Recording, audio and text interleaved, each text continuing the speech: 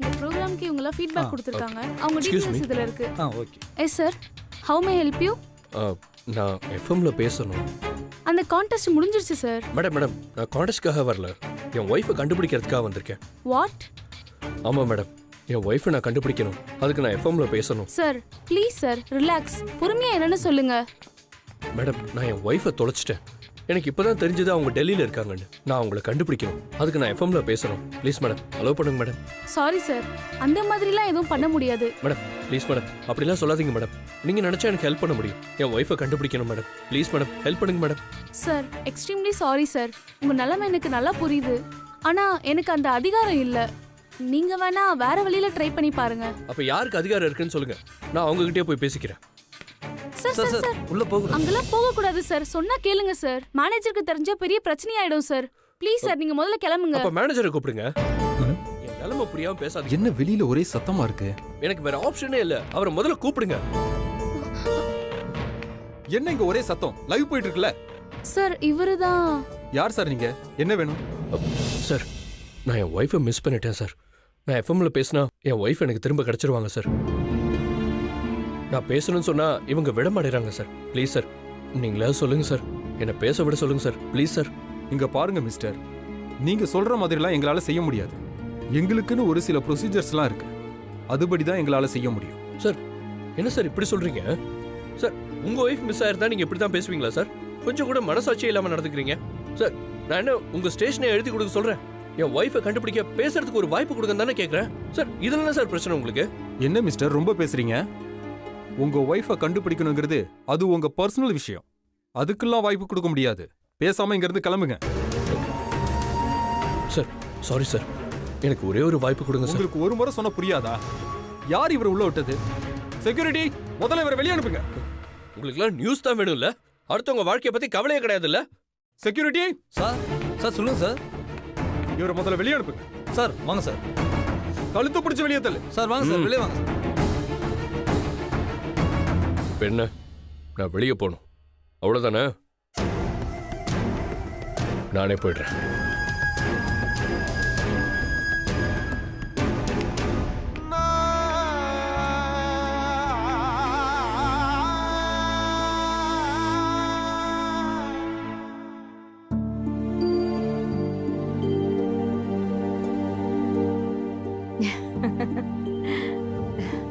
மகி, சொல்லுங்கம்மா. என் பையன் கல்யாணத்தை நான் ரொம்ப கிராண்டா செய்யணும்னு ஆசைப்பட்டேன். ஆனா அவன் சிம்பிளா நடத்தணும்னு சொல்லிட்டான். இதுல ஒரு பெரிய சந்தோஷம் என்னன்னா, சக்தி இந்த வீட்டுக்கு மருமகளா வர்றதுதான்.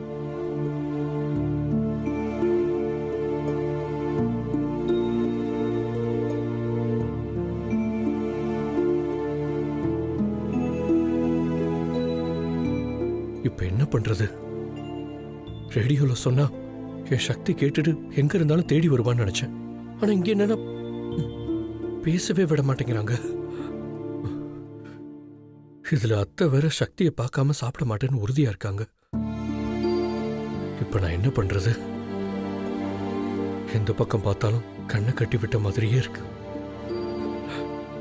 கடவுளே, என் சக்தி எங்க இருக்கா? அவளை கண்டுபிடிக்க எனக்கு ஏதாவது ஒரு வழியை காட்டு.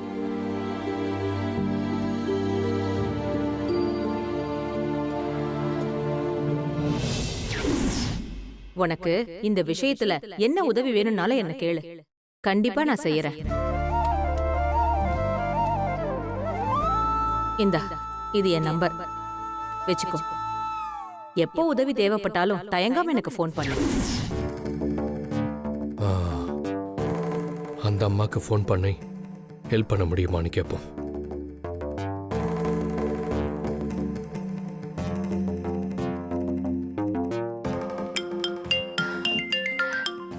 ஒரு நிமிஷம். ஹலோ. அம்மா, நான் சிவா பேசுறேன். சொல்லு தம்பி. அம்மா, அது வந்து அன்னைக்கு என்ன உதவி வேணாலும் கேளு, நான் செய்யறேன்னு சொன்னீங்களே. ஆமாப்பா. இப்போ எனக்கு ஒரு உதவி தேவைப்படுதுமா, செய்வீங்களாமா? என்ன வேணும்னு சொல்லுப்பா. அம்மா, நான் என் ஒய்ஃபையும் குழந்தையும் தேடிட்டு இருக்கேன்னு உங்களுக்கே தெரியும். அவங்கள கண்டுபிடிக்க எஃப்எம்ல அனௌன்ஸ் பண்ணலான்னு வந்தேன். ஆனா அதுக்கு அலோவ் பண்ண மாட்டேங்கிறாங்கம்மா. ஓ நீங்க சொன்னா என்ன பேச அலோவ் பண்ணுவாங்கம்மா. அப்படி என்ன பேச விட்டா என் ஒய்ஃபையும் என் குழந்தையும் நான் கண்டுபிடிச்சிருவேம்மா. ப்ளீஸ்மா ஹெல்ப் பண்ணுங்கம்மா. எந்த ஸ்டேஷன்ப்பா? ஆ, அம்மா அது ரெட் எஃப்எம் 93.5மா. சரி, நீ போனை வை, நான் சொல்றேன். ரொம்ப தேங்க்ஸ்மா. இதுக்கு எதுக்குப்பா தேங்க்ஸ்? உன்னோட கஷ்டம் எனக்கு நல்லா புரியுது. நீ உன் குடும்பத்தோட சேர்ந்தா அதுவே எனக்கு போதும்.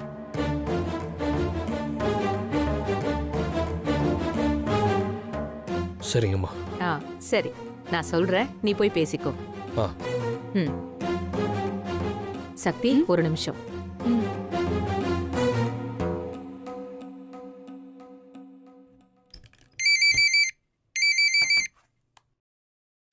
ஹலோ நான் ஆதித்யா யோகியோட அம்மா லக்ஷ்மி பேசுறேன்ப்பா.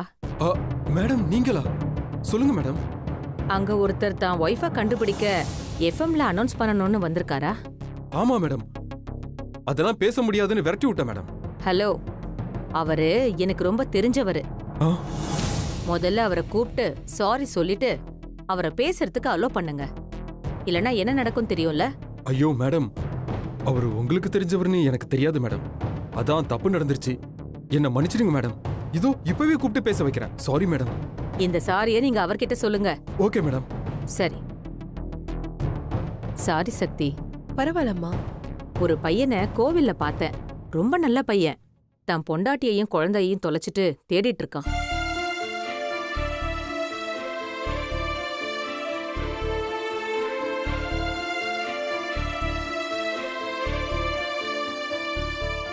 பாவம், கடவுள் ஒவ்வொருத்தருக்கும் ஒவ்வொரு மாதிரி கஷ்டத்தை கொடுக்கறாருல. ம்.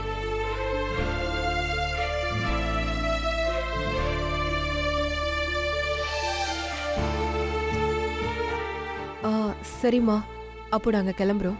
ம், நீ இருந்தா நேரம் போறதே தெரிய மாட்டேங்குதும்மா. இன்னும் கொஞ்ச நேரம் இங்க இருந்தா நல்லா இருக்கும்னு தோணுது. அம்மா, சக்தி எங்கம்மா போயிட போறா? உங்க வீட்டுக்கு தானே மருமகளா வரப்போறா? அதுவும் சரிதான். சரி, பார்த்து பத்திரமா போயிட்டு வாங்க. சரிம்மா, வரோம். வாங்க. போடா.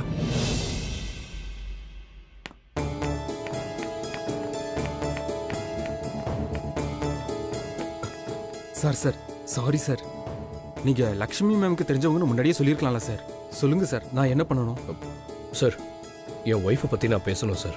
அதை எல்லாரும் கேட்கணும். என் ஒய்ஃப் எங்கே இருந்தாலும் என்னை தேடி வரணும் சார். நானும் என் ஒய்ஃபும் சேர்ந்து சந்தோஷமாக வாழணும் சார். இப்போ என்ன சார், நீங்க எஃப்எம்ல பேசணும் அவ்வளவுதானே? ஆமாம் சார். ஷீலா, இங்க வாமா. சொல்லுங்க சார். இப்போ என்ன ப்ரோக்ராம் போயிட்டு இருக்கு? நேரடி உங்களுடன் லவ் சார். நல்லதா போச்சு. Okay sir. ஆர்ஜே யாரு? பிரியா தானே? ஆமா சார். ஓ, அப்போ ஒன்று பண்ணுங்க.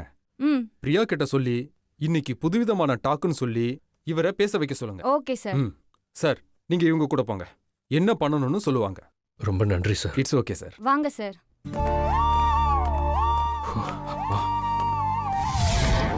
ஹாய், ஹலோ, வணக்கம் மக்களே. நீங்க கேட்டுக்கொண்டிருப்பது 93.5 ரெட் எஃப்எம். உங்களோட நிகழ்ச்சியில இணைந்திருப்பது உங்கள் பிரியதர்ஷினி.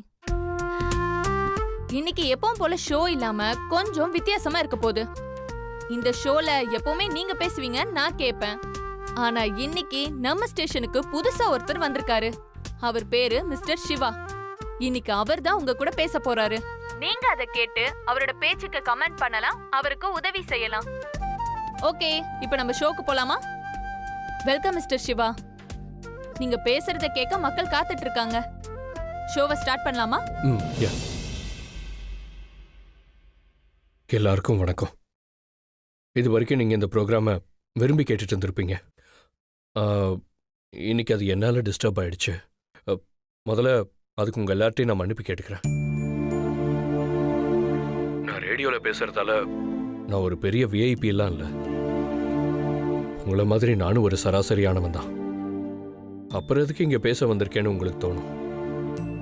ஏன்னா நான் என் உயிரை தொலைச்சிட்டு தேடிட்டு இருக்கேன். நான் என் உயிர்னு சொன்னது என் மனைவி சக்தி.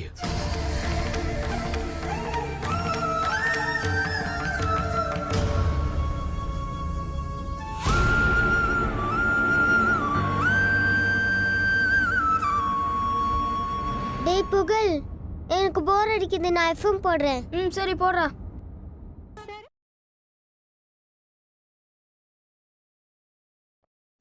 என் மனைவி சக்தியை பத்தி சொல்லணும்னா இந்த ஒரு ஷோ பத்தாது. நான் என் சக்தியை பத்தி சொல்றதுக்கு முன்னாடி என்னை பத்தி சொல்லணும்.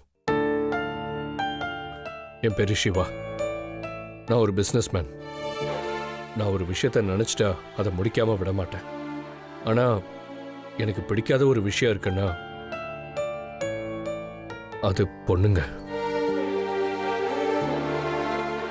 எஸ், எனக்கு பொண்ணுங்கனாலே சுத்தமா பிடிக்காது. என் லைஃப் முழுக்க பிஸ்னஸ் பிஸ்னஸ் பிஸ்னஸ் மட்டும்தான். இப்படிப்பட்ட என் வாழ்க்கையில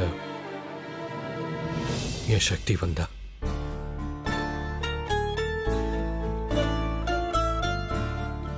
சக்தியை நான் ஒரு ஆக்சிடென்ட்ல தான் மீட் பண்ணேன்.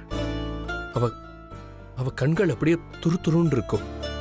அவளோட கால்கள் எப்பவுமே பரபரன்னு இருக்கும். அவ கைகள்ல ஒரு வீரம் இருக்கும். மொத்தத்துல எல்லா குணங்களையும் கொண்டவன் என் சக்தி. என் சக்தியை நான் முதல் தடவை பார்த்தப்போ எனக்கு அவளை சுத்தமா பிடிக்கல. ஆனா விதி எங்களை வாழ்க்கையில ஒண்ணு சேர்த்துருச்சு.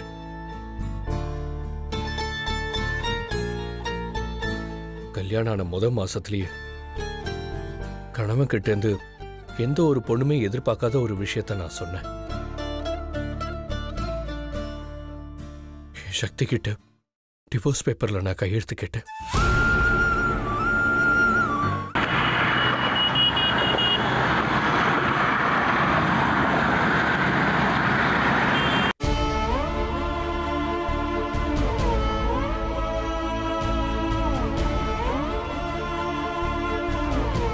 எஸ், எனக்கு உன்னை பிடிக்கல, என்னை விட்டு போயிடுன்னு சொன்னேன். கல்யாணம் ஆன புதுசுங்கிறதால எங்களுக்கு கோர்ட் 1 வருஷம் டைம் கொடுத்துச்சு. நான் எப்படா 1 வருஷம் முடியும் சக்தியை பிரியலான்னு நினைச்சேன். ஆனா என் சக்தி இந்த 1 வருஷத்துல என் மனசை மாத்தி எப்படி என் கூட சேர்ந்து வாழலான்னு யோசிச்சா. கடைசியில என் சக்தி தான் ஜெயிச்சா. நான் எவ்வளவோ அவளை வெறுத்து ஒதுக்கியிருக்கேன். ஆனா என் சக்தி ஒரு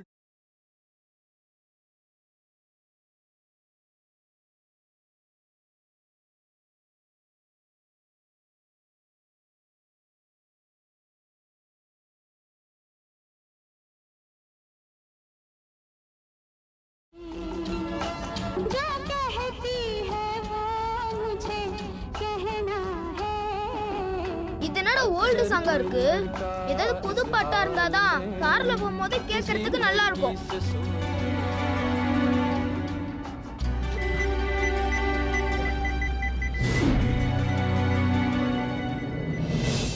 எனக்கு மட்டும் இல்ல, என் வீட்டில் இருக்கிறவங்களுக்கும் சக்தியை பிடிக்காம அவளுக்கு தொல்லை கொடுத்துக்கிட்டே இருந்தாங்க. ஆனா அதை பத்தி என்கிட்ட ஒரு வார்த்தை கூட சொன்னதே இல்லை. எல்லாத்தையும் அவளுக்குள்ளேயே வச்சுக்கிட்டா.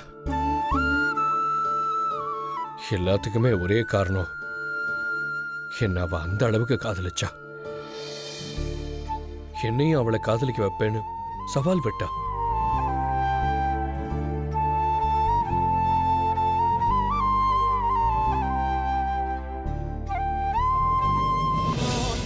இந்த சாங் எனக்கு பிடிக்கவே இல்லை.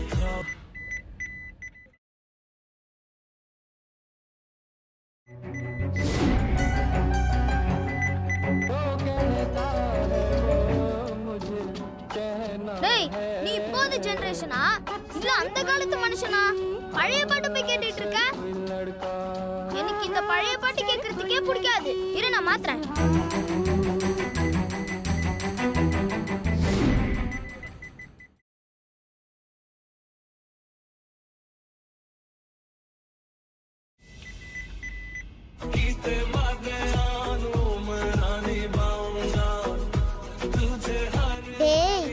எந்த ஜெனரேஷனா இருந்தாலும் பாட்டு கேட்க நல்லா இருக்கணும்டா. பழைய பாட்டு தான் கேட்க நல்லா இருக்கு.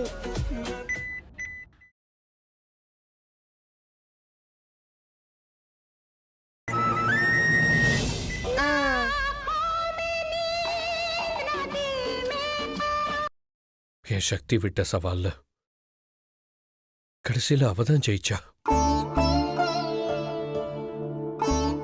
நான் என்னதான் அவளை வெறுத்தாலும் என் மேல அவ காட்டின பாசத்துல என்னையே அறியாம என் சக்தியை நான் காதலிக்க ஆரம்பிச்சிட்டேன். ஏய், லவ் பண்ணா இப்படி ஒருத்தனை தாண்டி லவ் பண்ணும். அந்த சக்திக்காக மட்டுமே சிவா வாழ்றாரே, அந்த மாதிரி நீ என்ன பாத்துப்பியா? கண்டிப்பா. எந்த பொண்ணுக்கும் நடக்காத ஒரு கொடுமைய என் சக்திக்கு நான் செஞ்சேன்.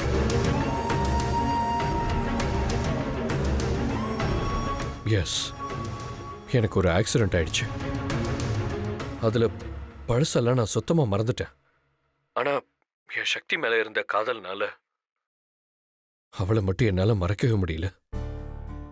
என் ஆழ் மனசுல சக்தியோட நினைப்பு மட்டும் இருந்துச்சு. ஆனா சக்தி யாருன்னு தெரியாம வேற ஏதோ ஒரு பொண்ண சக்தின்னு நினைச்சு வீட்டுக்கு கூட்டிட்டு வந்துட்டேன். Oh my God! நினைச்சேன், எந்த ஒரு பொண்ணால தான் புருஷன் இன்னொரு பொண்ணு கூட இருக்கிறத பார்த்துட்டு சும்மா இருக்க முடியும்? அதனாலதான் சக்தி வீட்டை விட்டு போயிட்டாங்களா சார்? இல்லைங்க. இல்லையா? அப்புறம் எதுக்கு சார்?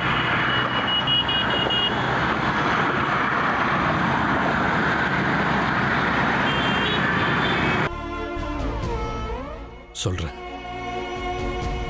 அந்த பொண்ணை கூட்டிட்டு வந்தது என் சக்திக்கும் தெரியும். என் சக்தி மீராங்கிற பேர்ல என் கூடவே இருந்திருக்கா. எனக்கு வர இருந்த பல ஆபத்துல இருந்து பல தடவை என் உயிரை காப்பாத்திருக்கா. ஒரு கட்டத்துல நான் சக்தின்னு நினைச்சிட்டு இருந்த அந்த பொண்ணு கூட எனக்கு கல்யாணம் முடிவாயிடுச்சு. ஐயோ சார், அப்புறம் என்னாச்சு? எனக்கு பழைய நினைவுகள் வர்றதுக்காக நான் ட்ரீட்மெண்ட் எடுத்துக்க போனேன். எனக்கு நம்பிக்கை கொடுத்து என் கூடவே துணையா இருந்து எனக்கு நினைவு வந்தா உண்மை தெரிஞ்சு நாங்க ஒன்னா சேர்ந்து வாழ்வோன்னு நம்பிக்கையோட சக்தி இருந்திருக்கா. ஆனா என் கெட்ட நேரம்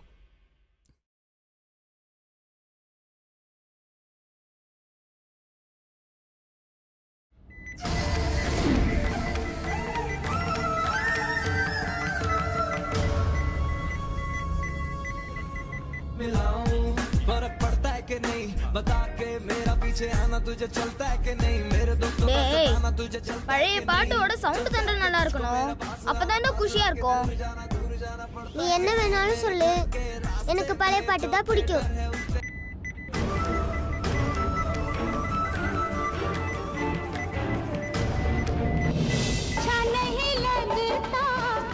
முடியவே முடியாது, எனக்கு புது பாட்டு தான் பிடிக்கும், அதான் நான் கேட்பேன்.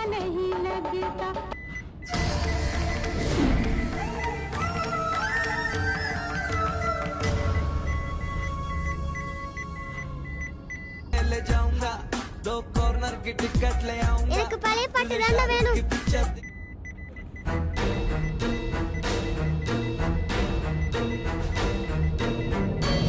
எனக்கும் சக்திங்கிற பேர்ல இருந்த அந்த பொண்ணுக்கும் கல்யாணம் வரைக்கும் போயிடுச்சு. என் சக்தியால நான் இன்னொரு பொண்ணுக்கு தாலி கட்டுறத பார்க்க முடியாம நான் மட்டும் சந்தோஷமா இருந்தா போதும்னு அவ அங்க இருந்து கிளம்பி போயிட்டா.